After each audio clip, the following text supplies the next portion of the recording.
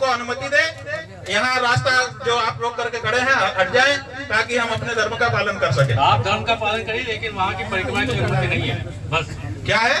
परिक्रमा की अनुमति नहीं है आपके पास। भाई परिक्रमा आप कह रहे हैं 144 धारा है, हम वहाँ पर 2 लोग जा रहे हैं, 4 लोग नहीं होंगे, 5 लोग नहीं होंगे। 144 जब लगी होती है तो आपको परमिशन लेनी पड़ती है।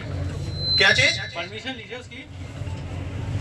ये बात आपने कल क्यों नहीं कहा? कल जी मैंने कहा था आपसे ये बात। ये नहीं कही थी, बिल्कुल नहीं कहा था आपने। मैंने कहा था कि अनुमति जो है आपके पास नहीं है। मैंने कल भी कही थी बात आपसे। ठीक है, तो आप चालू कर रहे हैं। अभी आप ये कह रहे हैं कि अनुमति लें हम। ठीक है, हम अनुमति के लिए अभी कागज भेजते हैं आपके पास, आप हमको अनुमति दीजिए। लेकिन आप हमारे धर्म पालन में, हमारी परंपराओं के निर्माण में बाधा न करें कृपया, ये हमारा आपसे अनुरोध है।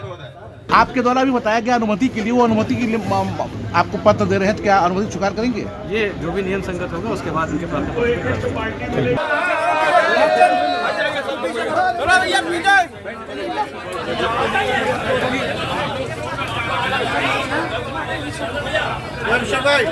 हम इसलिए जाना चाह रहे हैं कि देखिए, आप लोगों को जानकारी है 1.5 साल पहले वहाँ पर भगवान शिव प्रकट, हमारे गुरुजी महाराज ने हमको कहा कि तुम जाओ हमारी तरफ से, वहाँ सनातन धर्मियों की ओर से हमारी तरफ से पूजा करो। हम आए, पूजा करने जा रहे थे, पूजा करने नहीं जाने दिया गया। कहा गया कि आप कोर्ट में जाइए। हम कोर्ट में गए, जैसा कहा गया 108 घंटे हम बैठे रहे, सुना नहीं गया। फिर हम कोर्ट में गए, कोर्ट में 1.5 साल का समय बीत गया है, और राग भोग जैसे विषय पर, और कोई विषय होता तो कोई बात नहीं है, आप लंबा टाल देते। राग भोग का विषय है जो कि प्रतिदिन जरूरी होता है, किसी का भोजन किसी का स्नान प्रतिदिन आवश्यक होता है, तो ऐसे भगवान के भोजन और स्नान का विषय था। उस विषय को आप 1.5 साल तक तारीख पे तारीख डाल रहे हैं, सुनवाई नहीं कर रहे हैं। ये भी नहीं कि रिजेक्ट कर दें, हम आगे कोर्ट में चले जाएं। तो ऐसी परिस्थिति में बहुत अनदेखी की जा रही है। तो हमने सोचा कि अब क्या करें।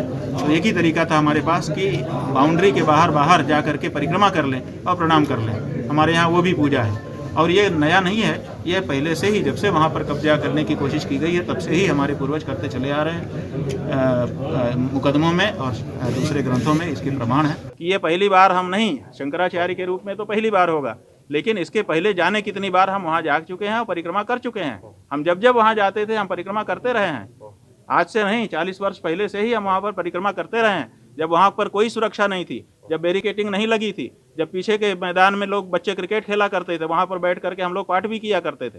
तो हम तो जाने कितनी बार परिक्रमा कर चुके हैं। हमारे यहाँ आने वाले जाने कितने लोग वहाँ पर परिक्रमा करते रहे हैं, और मुकदमों में, साक्ष्य में ये बात वहाँ पर उल्लिखित है कि वहाँ पर निरंतर सनातन धर्मी परिक्रमा करते रहे हैं, उस स्थान को अपना पूजनीय मानते रहे हैं। और शास्त्रों में, और शास्त्रों के साथ साथ अभी जो राम जन्मभूमि का फैसला आया है, उस फैसले में स्पष्ट रूप से इस बात का निरूपण किया गया है कि अगर कहीं पर स्थापित कोई भगवान का विग्रह वहाँ से हटा भी दिया जाता है, या उसको तोड़फोड़ कर दी जाती है, उसमें क्षति पहुँचा दी जाती है, तब भी वहाँ देवत्व विद्यमान रहता है और पूजा करने वाले को पूजा का फल प्राप्त होता है।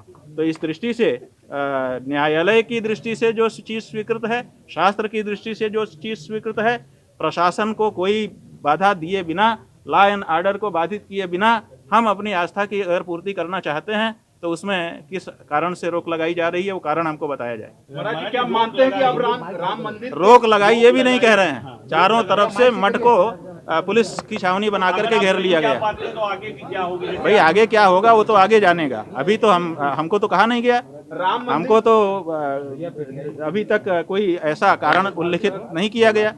हमको अगर कोई कारण लिखित रूप से बता दिया जाता कि ये कारण है, तो हम उस कारण पर विचार करते, लेकिन कोई कारण बताया नहीं गया है। तो हम तो अपने निर्धारित कार्यक्रम के अनुसार जाएंगे, और हम सनातन धर्मियों का ये अधिकार है, हमको उससे वंचित न किया जाए, यही अनुरोध है आप सबके माध्यम से।